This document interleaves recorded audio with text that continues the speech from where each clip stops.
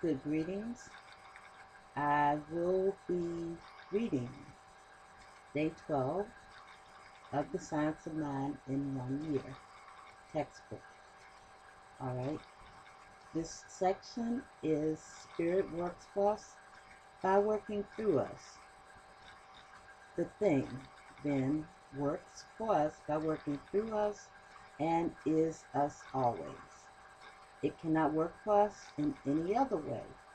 It spreads itself over the whole universe and shouts at us from every angle. But it can become power to us only when we recognize it as power. We cannot recognize that it is while we are believing that it is not. Hence, it is written, they entered not in because of unbelief. That's Hebrews 4, verse 6. We may enter in because of our belief, but we cannot enter while there is unbelief. Here we come to a house divided against itself. If we say we can only experience a little good, then we shall experience but a little good.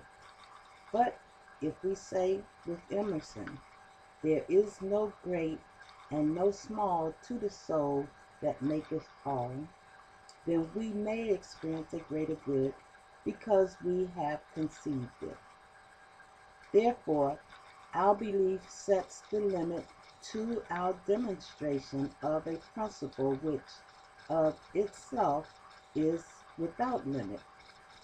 It is ready to fill everything because it is infinite.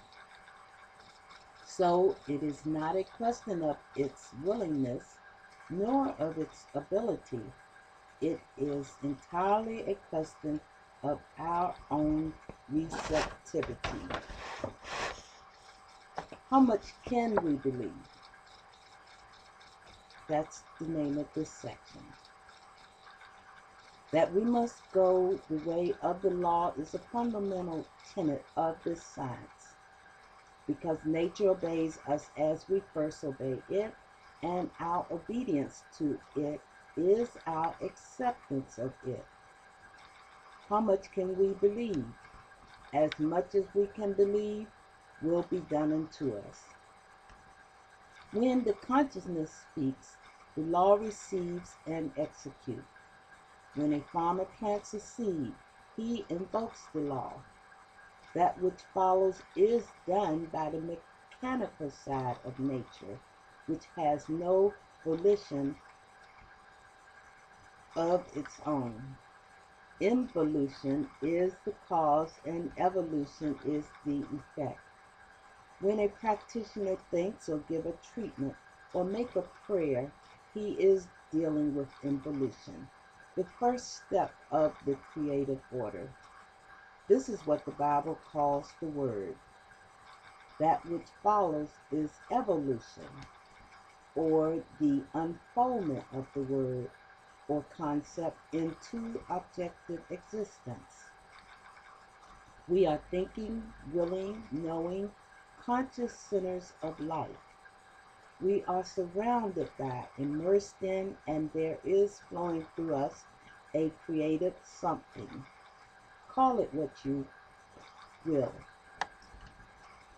The sum total of all our thought, will, purpose, and belief creates a tendency in this law that causes it to react to us according to the sum total of that belief. Ignorance of the law excuses no one from its effects. If then certain specific ways of thought and belief have produced limitation, other beliefs will change them. We must learn to believe. The approach should be direct and it should be specific. Suppose one is laboring upon the idea of limitation. His whole thought is a picture of limitation. Where is he placing himself in mind? Is he not in substance saying, I cannot have and enjoy good things? and he is demonstrating that he cannot have or accomplish good. It may take time to reshape the basis of his thought.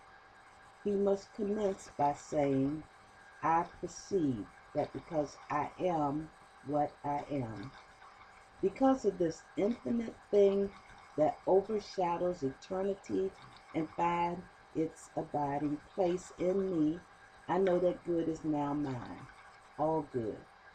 There is no mental coercion in this. We do not will things to be done.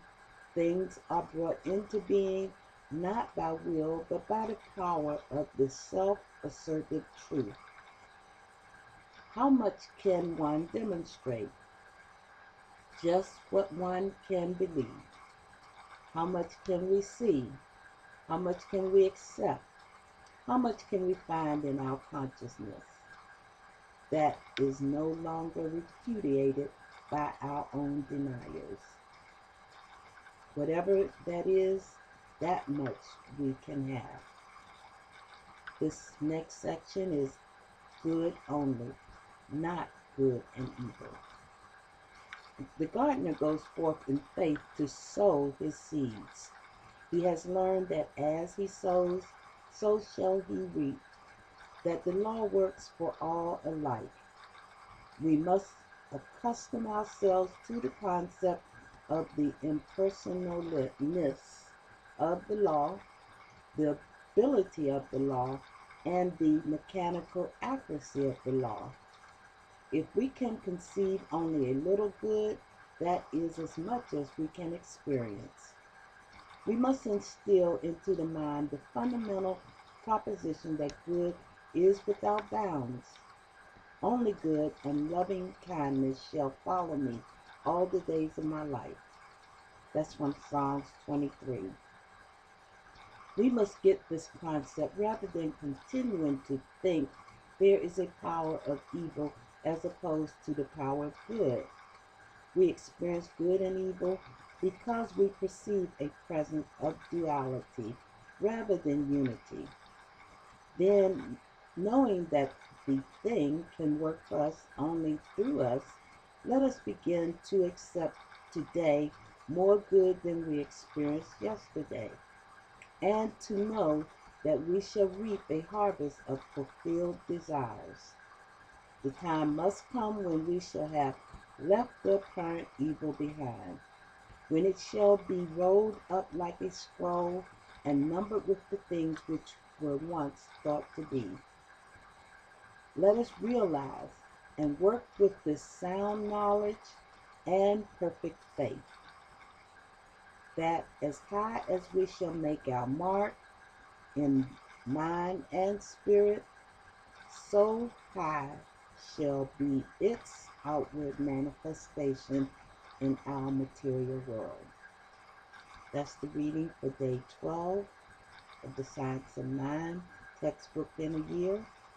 Look forward to you reading further. God bless.